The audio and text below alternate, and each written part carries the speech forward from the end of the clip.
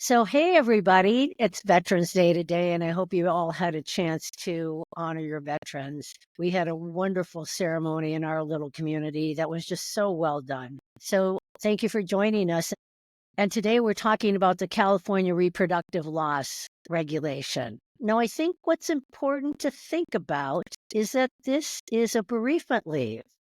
We want to talk about and explore policies that may with other policies that could protect an employee who is grieving as regard a result of a reproductive loss. But the reproductive loss itself is a 5-day event, very much like a bereavement leave. It can happen repetitively in 1 year, but it's always only 5 days. So if you have finished your bereavement leave, and let's just call this a reproductive loss bereavement leave.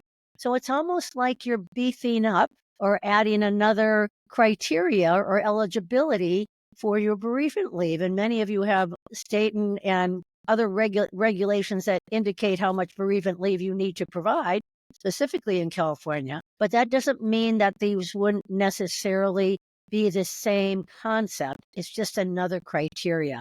And what I'm encouraging you to think about is in terms of type of protection for employees based on their various medical needs of themselves and their families. I believe this is the trend we're reaching towards. We've been inching at it a little by little. We've got CFRA in California. We've now got the bereavement leave regulations that give you additional time. And now we have the reproduction loss leave. And then, of course, we have ADA. So if you took a breath and looked at the big picture, a reproductive loss leave could turn into a FMLA CFRA leave in California, because this is where the regulation is we're talking about exists, and then could turn into an ADA leave. We have pregnancy disability leave that could run on top of these. And pregnancy disability leave is also to protect a female as a result of challenges with a pregnancy. Could that include loss and a miscarriage? Of course it could. So pregnancy disability leave for the employee's own reproductive loss, the female's own reproductive loss in the organization, could also potentially run beyond 5 days because it was eligible for a CFRA FMLA regulation, or it could be eligible for a FMLA PDL regulation. And in these little tiny snippets, we don't really have enough time to go into that level of detail. When you have a medical condition that complies with FMLA, it can run concurrently with PDL if it's pregnancy related. And if you exhaust PDL, which would exhaust FMLA, then you can move into ADA.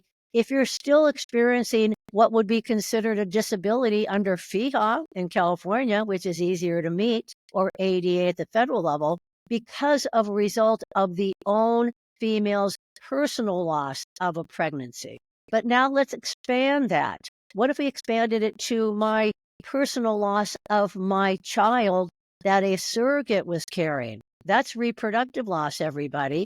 That could be for any parent that provided the opportunity to have a surrogate have their child at whatever combination, because it's their child that they are losing. Now, when you go beyond this reproductive loss, it could easily run into a FMLA CFRA loss for the non-birthing parent that is losing their child, because we're talking about potential cognitive challenges and mental disabilities or mental medical challenges, not just physical. And then, of course, that could easily expand into ADA for the same reason. So when you're looking at family forming policies, we're looking at the process of forming the family, which may be very traditional and heterosexual or not, and the challenge and the experience that a parent has when they lose that opportunity. I've been pregnant 7 times. I have 4 children. I've had 4 children, and I lost a child when he was young. And I also had a molar pregnancy. And these all had to do with family forming challenges, including multiple generations. So I have children who are 20 years apart. And I think we're all striving to find different ways to make our reproductive opportunities work. Even if we were a female who made their career first and then had children later and froze their eggs, or a female who had children first and had their career at the same time, or a female who was a surrogate for someone else who was unable to have children themselves, and all the other combinations. And none of them are positive or negative or judgmental or non-judgmental. This is about helping individuals find their own opportunity to form a family. And this is something that California has done to say, we recognize that when you have a loss like that, you need some time too. So I hope everybody has a little bit different experience with this. And the original scenario that we had, and we started with, by the way, is that Yvonne works as a project manager at a mid-sized tech company. She's been with the company for 3 years, and now her and her partner were expecting, and this was a traditional miscarriage. And in this case, it was a stillbirth. And of course, the emotional devastation at any level of this process can be devastating, just devastating.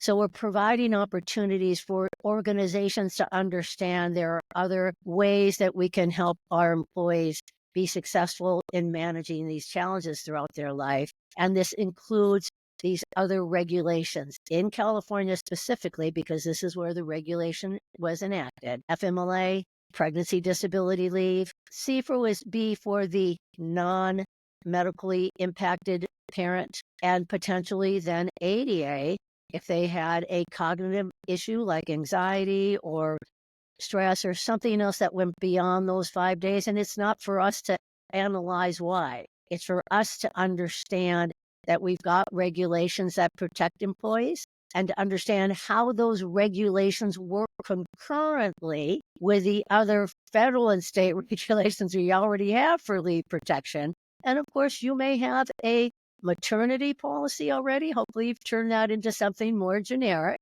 And you may have a medical policy that allows people to take leave when it doesn't meet these other regulations. So let's take a look. Let's open our minds to this new opportunity to really make our employees feel valued.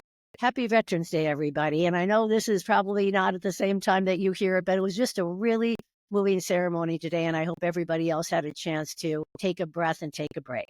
Bye, everybody. Have a good day.